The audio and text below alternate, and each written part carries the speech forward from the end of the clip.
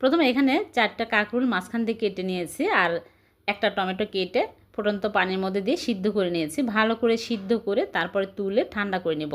ঠান্ডা হয়ে গেলে ভালো করে ম্যাশ করে নিচ্ছি আর উপরে টমেটোর স্কিনগুলো তুলে ফেলে দিচ্ছি। ভালো করে ম্যাশ করে তারপরে এক সাইডে রেখে দিচ্ছি। আর এদিকে চুলে প্যান বসে সরিষার তেল 2 টেবিল চামচ দিয়ে, আস্ত জিরা 1 চামচ আর রসুন কুচি 1 টেবিল চামচ দিয়ে নেড়েছি। কিছুক্ষণ ভেজে নিয়ে তারপরে দিয়ে দিচ্ছি পেঁয়াজ। এখানে 2টা পেঁয়াজ কুচি করে দিয়ে দিলাম। দিয়ে নেড়েছে ব্রাউন কালার করে ভেজে নেব। আর এখানে কয়েকটা কাঁচা মরিচ ফালি করে দিয়ে দিলাম আর দিয়ে দিচ্ছি একটা ডিম। ডিম দিয়ে ভালো করে নেড়েচেড়ে ভাজা ভাজা করে নিব। ডিম অপশনাল, না দিলে কোনো সমস্যা নেই, এমনিতেও টেস্ট হবে। ডিম দিলে আরও বেশি টেস্টি হবে। স্বাদমতো লবণ দিয়ে দিচ্ছি।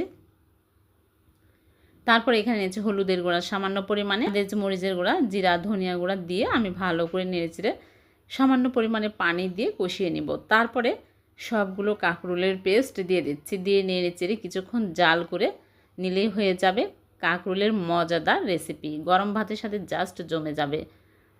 আবার দেখা হবে। আল্লাহ হাফিজ।